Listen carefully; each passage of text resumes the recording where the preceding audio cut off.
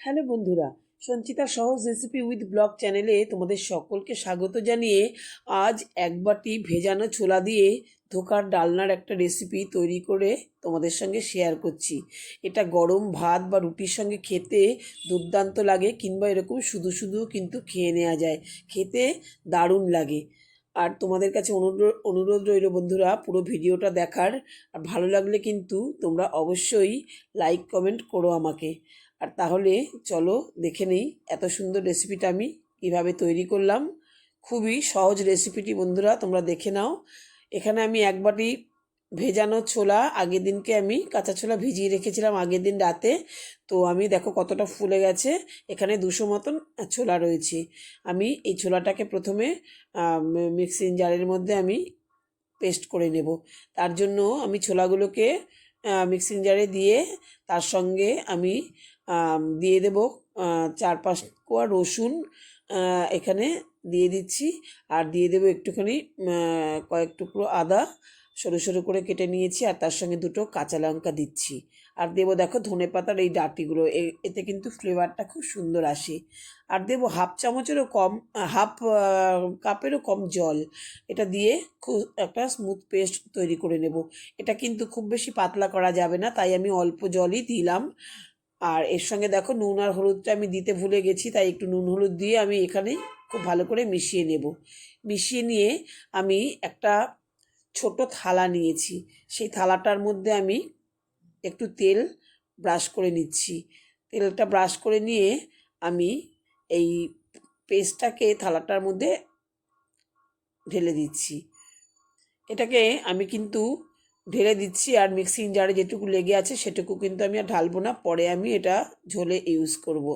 হ্যাঁ, খেতে খুব ভালো লাগবে। এবার দেখো এটা আমি একদম ছড়িয়ে দিয়েছি থালার মধ্যে। এরপরে কড়াইতে দেখো জল গরম করে একটু জলের মধ্যে একটা ছোট বাটি বসিয়ে তার মধ্যে থালাটা দিয়ে ভাপানোর জন্য রেখে দিলাম। 10 মিনিটের জন্য ভাপানোর জন্য রেখে দিলাম।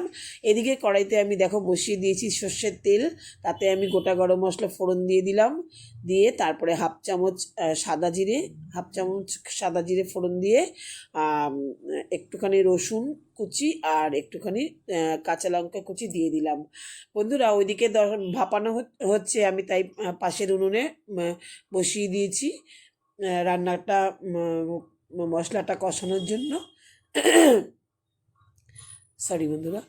এরপরে আমি দিয়ে দিলাম দেখো 2টো পেঁয়াজ কুচিটা দিয়ে খুব ভালো করে আমি এই ফোড়নের সঙ্গে মিশিয়ে নেব।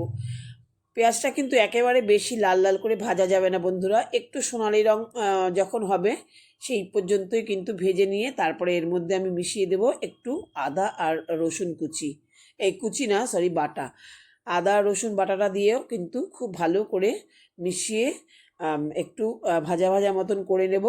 একটু ভাজা ভাজা মতন করে নেওয়ার পরে মশলাটা তারপরে দিয়ে দেবো 1 চামচ ধনের গুঁড়ো আর হাফ চামচ মানে জিরের গুঁড়ো। এটা দিয়ে কিন্তু আমি জল দেবো না বন্ধুরা, একটু নেড়েচেড়ে নিয়ে আমি এখানে 2টো টমেটো পেস্ট করে রেখেছি, টমেটোটা দিয়ে দেবো। তার জন্যই আমি এখানে আর জল ব্যবহার করব না, কারণ মশলাটা মানে পুড়ে যাবে না। এখানে যেহেতু টমেটোটা আমি দিয়ে দিলাম, লিকুইড জিনিসটা দিলাম জন্য আমি আর জল দিলাম না। এদিকে মশলাটা টমেটো দেওয়ার পরে খুব ভালো করে টমেটোর সঙ্গে পুরো মশলাটাকে আমি খুব ভালো করে কষিয়ে নেব, তেলটা ছাড়া পর্যন্ত কষিয়ে নেব। যখন তেলটা ছাড়তে শুরু করবে সেই সময় আমি একটুখানি দেখো তেলটা ছাড়তে শুরু করেছে, সেই সময় আমি একটুখানি নুন, পরিমাণ মতন একটু নুন হলুদ আর একটু কাশ্মীরি লঙ্কার গুঁড়ো দিয়ে দেবো কালারের জন্য। এবার আমি একটু ভালো করে নাড়াচাড়া করে একটু দেখো কসৌরি মেথি দিয়ে দিলাম। কসৌরি মেথিটা তো এর মধ্যে দিলে কিন্তু টেস্টটা কিন্তু খুব ভালো আসবে। তারপরে আমি খুব ভালো করে দেখো নাড়াচাড়া করতে করতে এদিকে কিন্তু ভাপানোটা চলছে। 10 মিনিট হয়ে গেলে আমি নামিয়ে নেব।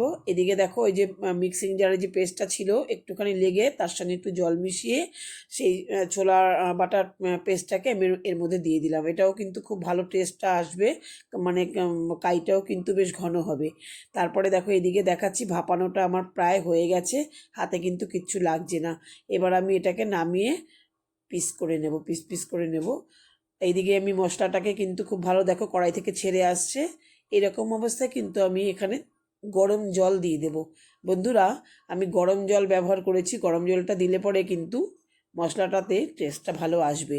আর এখানে আমি মশলাটাই শুধু ঝোলের মধ্যে ফোটানোর জন্য কিছুক্ষণ এর জন্য আমি এর মধ্যে মধ্যে তো অন্য কিছু সবজি তো আর দেওয়ার নেই, শুধু ঝোলটাই ফুটবে কিছুক্ষণ। ঝোলটা এখানে ফোটানোর জন্য আমি দিয়ে ওইদিকে আমি ধোকাটা যে তৈরি করেছি সেটা আমি কাটার জন্য চলে যাব। দেখো, আর একটু নুন দিয়ে দিলাম, ঝোলে একটু নুন কম হয়েছিল। তো আমি এখানে দেখো পিস পিস করে কেটে নিচ্ছি, একদম সুন্দরভাবে দেখে নিলাম যে উঠে যাচ্ছে। তারপরে আমি পিস পিস করে কেটে নেব ধোকাটাকে। ছোলার ডালের ধোকা যে এত সুন্দর হতে পারে বন্ধুরা, আমি প্রথম বানালাম, তাই আমি বানিয়ে আমি অবাক হয়ে গেছি।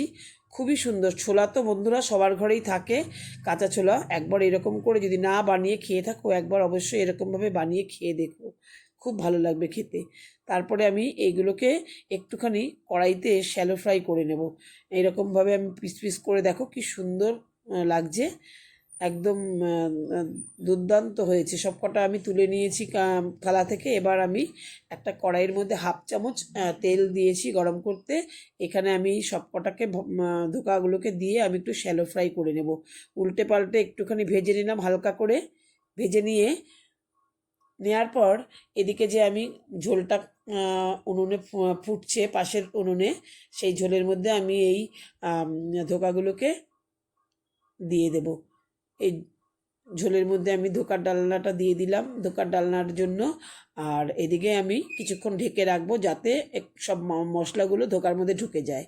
তারপর ঢাকনা খুলে একটু গরম মশলা, একটু ধনেপাতা, একটু ঘি দিয়ে নামিয়ে নেব। রেসিপিটা আশা করি বন্ধুরা তোমাদের সকলের ভালো লেগেছে।